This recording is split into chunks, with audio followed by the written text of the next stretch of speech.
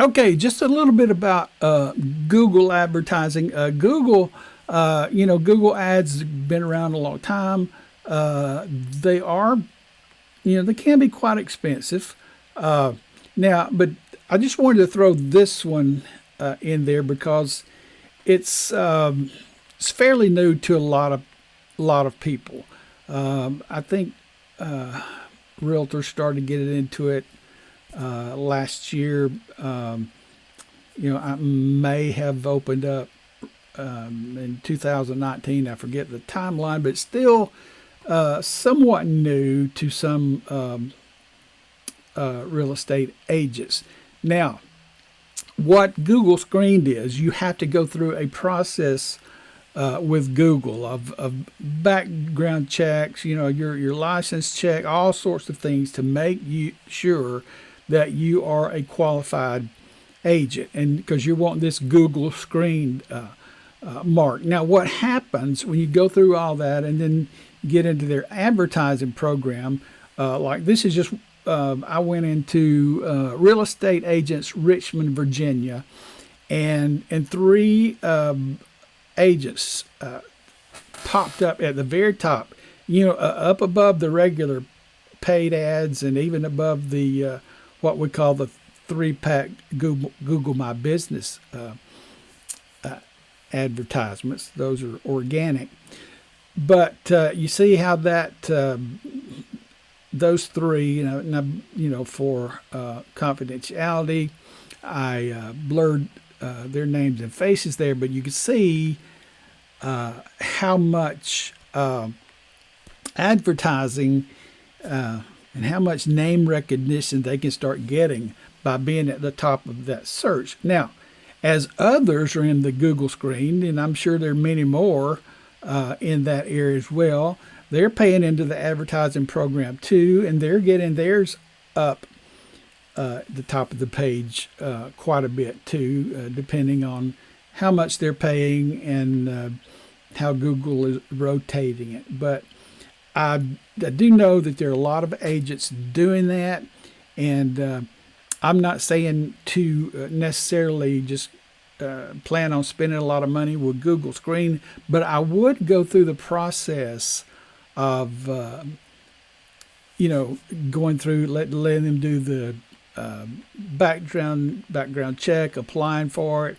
Some people think it's I don't want to give them all that information, and if that's you, that's fine. But I just know a lot of the top realtors are doing this now, and once you get in the program, you will have the opportunity to advertise in that program. But unless you're accepted into the Google Screen program, you can't even advertise there. So I would say at least go through the process, and it talks a bit more about that in the document there. So that's just a bit about Google Screen that I think I would consider. Now, let's go to number 5 here. Consider a personally branded website.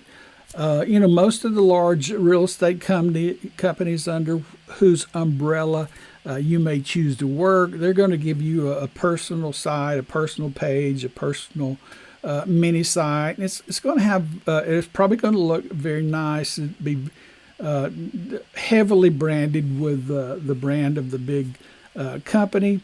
And those are not bad pages. Most of the time, they look very nice, and certainly will have the home search capabilities on there, and sometimes some other good tools as well. However, as I'm sure a lot of agents want to build and brand their own name and have their own personal branding on their website. Now, you can do that hand in hand under most all the larger real estate corporations I know will allow you to do that. Certainly, if you and I do that from time to time, I'll build a website and have the agent's logo and then their home company's logo on there as well. There's some rules about that because the home company has to still be prominent also. So there's some few rules you have to abide by, but it is worth doing. Now, if you're a brand new agent and you want to spend money doing that, it's fine. I would not discourage it, but that's not something that you have to do right off. You can do a lot of things with the with even your Facebook page, but in the long run, if I were an agent, I would want to have my personally branded site. Number one, if I decided to move companies, then I have built up my own website, and they're not gonna I just take their branding off and move my site to wherever I'm going. So there are a lot of advantages to having your own site. So that is something to consider, and it's not like just thousands and thousands and thousands of dollars like it used to be. I create those sites quite inexpensively. Now, number 6, follow up, nurture, follow up, nurture. Now, Brian, you're supposed to be a marketer. You're not some big real estate guru teacher. No, I am not.